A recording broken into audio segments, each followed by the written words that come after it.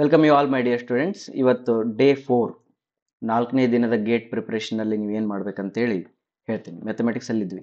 Okay, day 1 day 2 day 3 ಏನು ಮಾಡಿದ್ರಿ ಗೊತ್ತಲ್ಲ? ಡೇ 1ನಲ್ಲಿ ಇವಿಷ್ಟು very easy concepts P U C level ಒಳಗಿದ್ವು, ಅವನ್ನೆಲ್ಲರೂ ಓದ್ಕೊಂಡಿದ್ರಿ. ಡೇ 2 ಒಳಗಡೆ ಇವಿಷ್ಟನ್ನು ಕಲೆಕ್ಟ್ ಮಾಡ್ಕೊಂಡು ಹೋದ್ರಿ. ಡೇ 3ಅಲ್ಲಿ ಇವನು ಓದ್ರಿ. Okay, day 2 and day 3 are very very very very important concepts. ನೀವು ಇದರೊಳಗಡೆ 3 ಮಾರ್ಕ್ಸ್ ಎಕ್ಸ್ಪೆಕ್ಟ್ ಮಾಡ್ಬೋದು. ರೈಟಾ? 2 ಮಾರ್ಕ್ಸ್ ಒಂದು ಕ್ವಶನ್, 1 ಮಾರ್ಕ್ಸ್ ಒಂದು question, 100% you can expect from that. ಈಗ ನಾವೇನು ಮಾಡೋಣ, ಡೇ 4 ಒಳಗಡೆ ನೆಕ್ಸ್ಟ್ ಚಾಪ್ಟರ್ಗೆ ಬರ್ರಿ. ಯಾವುದಂದ್ರೆ ಕ್ಯಾಲ್ಕುಲಸ್. ಸಿಲೆಬಸ್ ನೋಡೋಣ ಒಂದ್ಸತಿ. ಓಕೆ, ಈ ಸಿಲೆಬಸ್ನ ಆ ಕಡೆ ಕಾಪಿ ಮಾಡ್ತೀನಿ.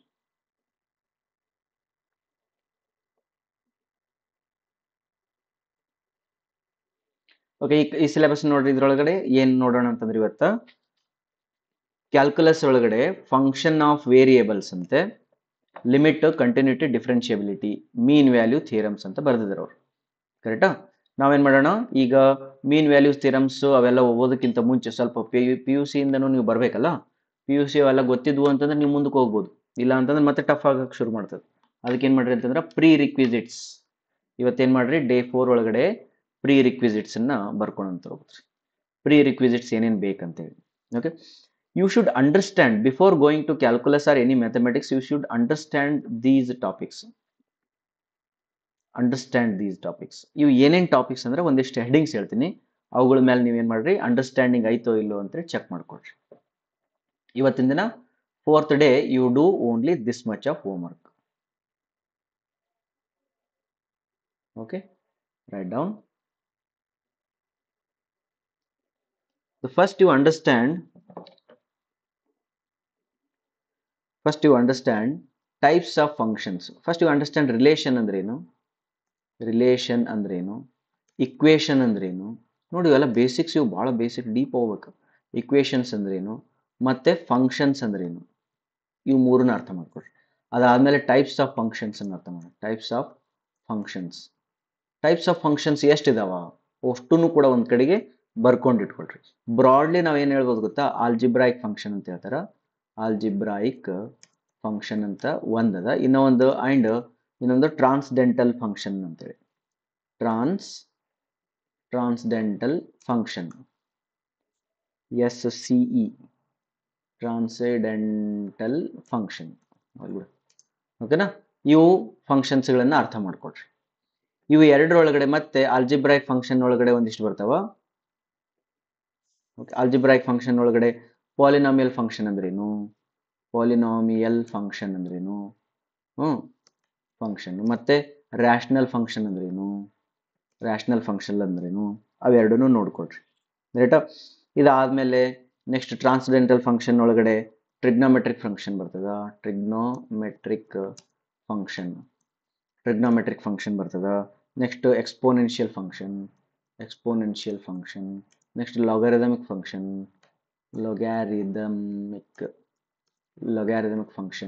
ಓಕೆ, ಇವುಗಳನ್ನ ಅರ್ಥ ಮಾಡ್ಕೊಳ್ರಿ. ಆಯ್ತಾ? ಅದಾದ್ಮೇಲೆ ನೆಕ್ಸ್ಟ್ ಒಂದು ಬೇರೆ ಸೆಟ್ ಆಫ್ ಇಕ್ವೇಷನ್ಸ್ ಬರ್ತವೆ, ಸೆಟ್ ಆಫ್ ಫಂಕ್ಷನ್ಸ್. ಯಾವುದಂದ್ರೆ ಇದು ಯಾವುದದು ಈವನ್ ಫಂಕ್ಷನ್ ಅಂದ್ರೇನು, ಮತ್ತೆ ಆಡ್ ಫಂಕ್ಷನ್ ಅಂದ್ರೇನು. ಓಕೆ, ಇವುಗಳದ್ದು ಮೀನಿಂಗ್ ಗೊತ್ತಿರಬೇಕು. ಇವು ಎಕ್ಸಾಮ್ನೊಳಗಡೆ ವಾಟ್ ಈಸ್ ಈವನ್ ಫಂಕ್ಷನ್ ಅಂತ, ಈವನ್ ಫಂಕ್ಷನ್, ಆಡ್ ಫಂಕ್ಷನ್ ಅಂತ ಏನು ಕೇಳಂಗಿಲ್ಲ ಅವರು. ಬಟ್ ಇವುಗಳು ನಿಮ್ಗೆ ಗೊತ್ತಿದ್ವು ಅಂತಂದ್ರೆ ನೀವು ಮುಂದೆ ಚೆನ್ನಾಗಿ ಹೋಗ್ಬೋದು. ನೆಕ್ಸ್ಟ್ ಇದಾದ್ಮೇಲೆ ಮಾಡ್ಯುಲಸ್ ಫಂಕ್ಷನ್ ನೋಡ್ರಿ. ಮಾಡ್ಯುಲಸ್ ಫಂಕ್ಷನ್ ಚೆನ್ನಾಗಿ ಅರ್ಥ ಮಾಡ್ಕೊಳ್ರಿ. ನೆಕ್ಸ್ಟ್ ಸೈನಮ್ ಫಂಕ್ಷನ್ ಅಂತ ಐತಿ. ಸೈನಮ್ ಫಂಕ್ಷನ್ ಅಂತ ಒಂದದ, ಅದನ್ನ ಅರ್ಥ ಮಾಡ್ಕೊಳ್ರಿ. ಸ್ಟೆಪ್ ಫಂಕ್ಷನ್ ಅಂತದ. ಸ್ಟೆಪ್ ಫಂಕ್ಷನ್ ಅಥವಾ ಗ್ರೇಟೆಸ್ಟ್ ಇಂಟಿಜರ್ ಫಂಕ್ಷನ್ ಅಂತಾರೆ. ಗ್ರೇಟೆಸ್ಟ್ ಇಂಟಿಜರ್ ಫಂಕ್ಷನ್ ಅದನ್ನ ಸ್ಟಡಿ ಮಾಡ್ರಿ. ಅರ್ಥಾಯ್ತಾ? ನೆಕ್ಸ್ಟ್ ಇವೆಲ್ಲವಕ್ಕೂ ಕೂಡ ಏನು ಸ್ಟಡಿ ಮಾಡ್ರಿ ಗೊತ್ತಾ, ಕರ್ವ್ಸ್ಗಳನ್ನ ಹಾಕ್ರಿ. ಭಾಳ ಅಂದ್ರೆ ಭಾಳ ಇಂಪಾರ್ಟೆಂಟ್ ಹೇಳಕತ್ತೀನಿ. ಸಿವಿಲ್ ಇಂಜಿನಿಯರಿಂಗ್ನು ಕೂಡ ಯೂಸ್ ಆಗ್ತದ. ಇವಿಷ್ಟುಗಳಿಗೆ ಕರ್ವ್ನ ಹಾಕ್ರಿ. ಫಾರ್ ಎಕ್ಸಾಂಪಲ್ ಆಲ್ಜಿಬ್ರಾ ಇದು ಪಾಲಿನಾಮಿಯಲ್ ಫಂಕ್ಷನ್ ಒಳಗಡೆ 1 ಡಿಗ್ರಿ ಇತ್ತಂದ್ರೆ y = x ಇತ್ತಂದ್ರೆ ಕರ್ವ್ ಹೆಂಗ್ ಬರ್ತದ, y = x² ಇದ್ರೆ ಕರ್ವ್ ಹೆಂಗ್ ಬರ್ತದ, y = x³ ಇದ್ರೆ ಕರ್ವ್ ಹೆಂಗ್ ಬರ್ತದ, y - ಇದ್ರೆ ಹೆಂಗ್ ಬರ್ತದ, ಹೌದಾ? ಮತ್ತೆ ax² + b ಇದ್ರೆ ಕರ್ವ್ ಹೆಂಗ್ ಬರ್ತದ. ಇವೆಲ್ಲವಕ್ಕೂ ಕರ್ವ್ಗಳನ್ನ ಸ್ಟಡಿ ಮಾಡ್ರಿ. ಟ್ರಿಗ್ನೋಮೆಟ್ರಿಕ್ ಫಂಕ್ಷನ್ ಒಳಗಡೆ ಸೈನ್ ಕರ್ವ್ ಹೆಂಗದಿ, ಕಾಸ್ ಕರ್ವ್ ಹೆಂಗದ, ಟ್ಯಾನ್ ಕರ್ವ್ ಹೆಂಗದ, ಹೌದಾ, ಅದನ್ನ ಸ್ಟಡಿ ಮಾಡಿ. ಎಕ್ಸ್ಪೋನೆನ್ಷಿಯಲ್ ಕರ್ವ್ ಒಳಗಡೆ ಇ ಪವರ್ ಎಕ್ಸ್ ಹೆಂಗದ, ಇ ಪವರ್ ಮೈನಸ್ ಎಕ್ಸ್ ಹೆಂಗದ, ಅದನ್ನ ಸ್ಟಡಿ ಮಾಡಿ. ಇ ಪವರ್ ಎ ಎಕ್ಸ್ ಹೆಂಗದ, E power B X, E power X plus C ಹೆಂಗದ ಸ್ಟಡಿ ಮಾಡಿ. ಲಾಗರಿಥಮಿಕ್ ಫಂಕ್ಷನ್ ಒಳಗಡೆ ಲಾಗ್ ಎಕ್ಸ್ ಹೆಂಗದ, ನೋಡ ಎ ಪವರ್ ಎಕ್ಸ್ ಹೆಂಗದ ಅದು ಸ್ಟಡಿ ಮಾಡಿ. ಈವನ್ ಫಂಕ್ಷನ್ ಮತ್ತು ಆಡ್ ಫಂಕ್ಷನ್ಸ್ಗಳಿಗೆ ಎಕ್ಸಾಂಪಲ್ಸ್ಗಳನ್ನು ಬರ್ಕೊಳ್ಳಿ. ಮಾಡ್ಯುಲಸ್ ಫಂಕ್ಷನ್ ಅನ್ನು ಗ್ರಾಫ್ ಒಳಗೆ ಹೆಂಗೆ ರೆಪ್ರೆಸೆಂಟ್ ಮಾಡ್ತಾರೆ, ಸೈನಮ್ ಫಂಕ್ಷನ್ ಅನ್ನು ಗ್ರಾಫ್ ಒಳಗೆ ಹೆಂಗೆ ರೆಪ್ರೆಸೆಂಟ್ ಮಾಡ್ತಾರೆ, ಸ್ಟೆಪ್ ಫಂಕ್ಷನ್, ಗ್ರೇಡ್ ಅಥವಾ ಗ್ರೇಟೆಸ್ಟ್ ಇಂಟಿಜರ್ ಫಂಕ್ಷನ್ ಅಂತ ಒಂದು ಬರ್ತದೆ, ಅದನ್ನ ಹೆಂಗೆ ರೆಪ್ರೆಸೆಂಟ್ ಮಾಡ್ತಾರೆ ಅವನ್ನೆಲ್ಲವನ್ನು ಕಲೀರಿ. ಇದು ಆದ್ಮೇಲೆ ನೆಕ್ಸ್ಟ್ ಇನ್ನೊಂದು ಭಾಳ ಇಂಪಾರ್ಟೆಂಟ್ ಕಲೀರಿ. ಯಾಕಣ್ಣ ಇನ್ನೊಂದು ಭಾಳ ಇಂಪಾರ್ಟೆಂಟ್ ಕಲೀರಿ ಏನಂದ್ರೆ ಸಿಮೆಟ್ರಿಕ್ ಮತ್ತು ಅನ್ಸಿಮೆಟ್ರಿಕ್ ಫಂಕ್ಷನ್ಸ್. ಯಾವುದು? ಸಿಮೆಟ್ರಿಕ್ ಅಂಡ್ ಅನ್ಸಿಮೆಟ್ರಿಕ್ ಫಂಕ್ಷನ್, ಇವನ್ ಕಲೀರಿ. ತಿಳಿತಾ? ಇದು ಆದ್ಮೇಲೆ ಮತ್ತೆ ಒಂದು ಬೇರೆ ಹೆಡ್ಡಿಂಗ್ಸ್ ಹಾಕೊಳ್ರಿ. ಇದ್ರೊಳಗಡೆ ಏನು ಕಲಿಬೇಕಂತಂದ್ರೆ ನೀವು ಇಂಟರ್ವಲ್ಸ್ ಬಗ್ಗೆ ಇನ್ಫಾರ್ಮೇಶನ್ಸ್ ಕಲೀರಿ. ಏನು? ಇಂಟರ್ವಲ್ಸ್. ಇದು ಬಹಳ ಇಂಪಾರ್ಟೆಂಟ್. ಇದ್ರೊಳಗಡೆ ಒಂದೇದು ಬರ್ತದ ಕ್ಲೋಸ್ಡ್ ಇಂಟರ್ವಲ್ ಅಂತೇಳಿ, ಕ್ಲೋಸ್ಡ್ ಇಂಟರ್ವಲ್. ಮತ್ತೆ ಓಪನ್ ಇಂಟರ್ವಲ್ ಅಂದ್ರೇನು, ಓಪನ್ ಇಂಟರ್ವಲ್ ಅಂದ್ರೇನು, ನೈಬರ್ಹುಡ್ ಪಾಯಿಂಟ್ ಅಂದ್ರೇನು, ಕ್ಲೋಸ್ಡ್ ಇಂಟರ್ವಲ್. ಮತ್ತೆ ಥರ್ಡ್ ಒನ್ ವೆರಿ ಇಂಪಾರ್ಟೆಂಟ್ ಯಾವುದು? ನೈಬರ್ಹುಡ್ ಪಾಯಿಂಟ್ ಅಂತ ಬರ್ತದೆ, NEIGHBOU, neighbourhood point. Neighbourhood point ಅಂದ್ರೆ ಯಾವುದು ಅದನ್ನ ನೋಡ್ಕೊಡ್ರಿ. ಆಯ್ತದ? Neighbourhood point. Next deleted neighbourhood point ಅಂತ ಬರ್ತದ. ಡಿಲೀಟೆಡ್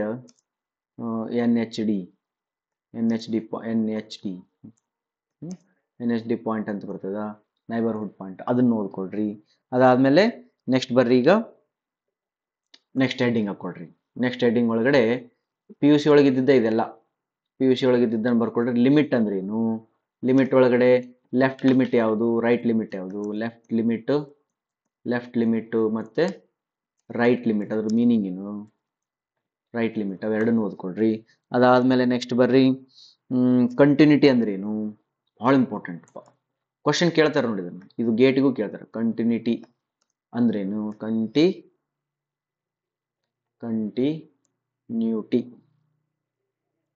ಕಂಟಿನ್ಯೂಟಿ ಅಂದ್ರೇನು. ಆಮೇಲೆ ಡಿಫರೆನ್ಷಿಯಬಿಲಿಟಿ ಅಂದ್ರೇನು, ಡಿಫರೆನ್ಷಿಯಬಿಲಿಟಿ ಅಂದ್ರೇನು. ಇದನ್ನ ಚೆನ್ನಾಗಿ ಓದ್ಬೇಕು, ಇದನ್ನ ಡಿಫರೆನ್ಷಿಯಬಿಲಿಟಿ. ಓಕೆ, ಭಾಳ ಡೀಪಾಗಿ ಓದ್ಬೇಕು. ಓಕೆ, ಡಿಫರೆನ್ಷಿಯಬಿಲಿಟಿ ಆದ್ಮೇಲೆ ಎಲ್ ಹಾಸ್ಪಿಟಲ್ ರೂಲ್ ಓದ್ರಿ.